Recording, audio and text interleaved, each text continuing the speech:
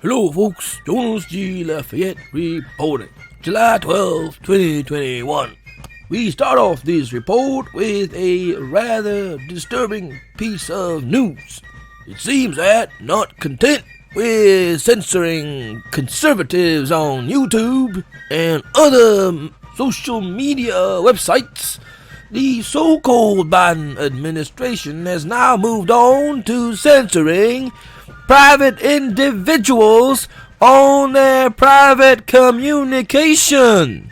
This is from Politico.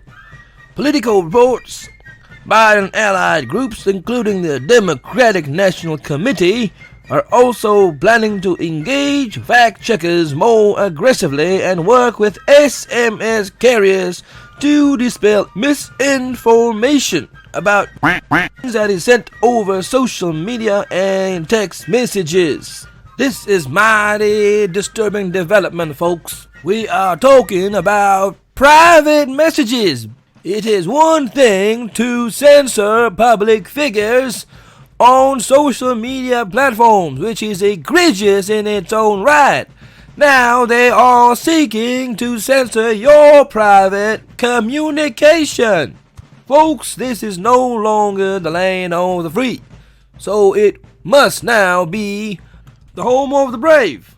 We have seen this sort of totalitarian measures deployed in history in communist and fascist regimes. Make no mistakes here, folks. This is part of the war of information that these people have been waging.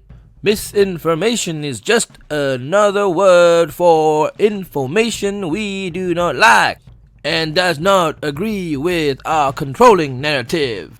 Of course, this is reminiscent of another censoring measure that has been undertaken as of late in another country, namely Cuba.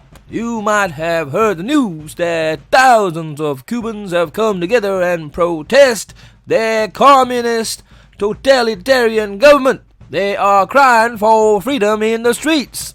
Now, the so-called Biden administration would have you believe that the primary concerns of all these Cuban citizens are the restrictive COVID-19 pandemic situation. But in fact, these people are sick and tired of the repressive regime that has controlled Cuba for many decades.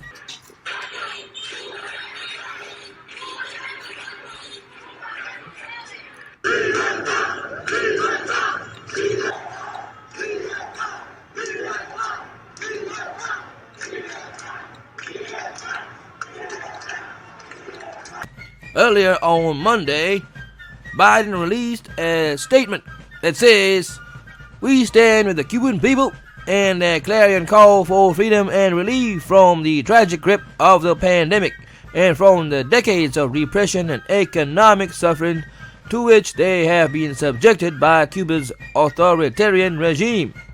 The Cuban people are bravely asserting fundamental and universal rights. Those rights, including the right of peaceful protest and the right to freely determine their own future, must be respected. The United States call on the Cuban regime to hear their people and serve their needs at this vital moment rather than in reaching themselves."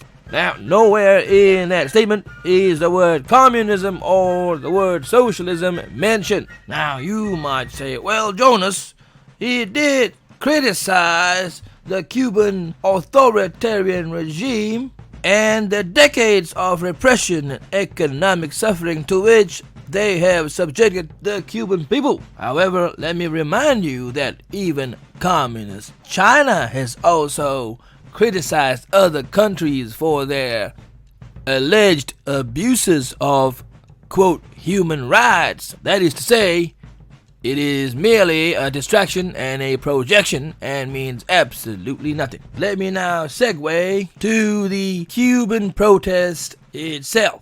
And in so doing, I would like to talk about the meaning of this flag behind me. Now here's what you might not see in most mainstream media outlets.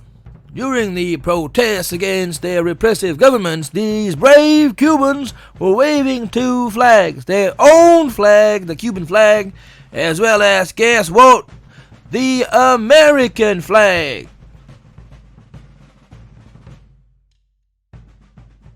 Now, where else have we seen this?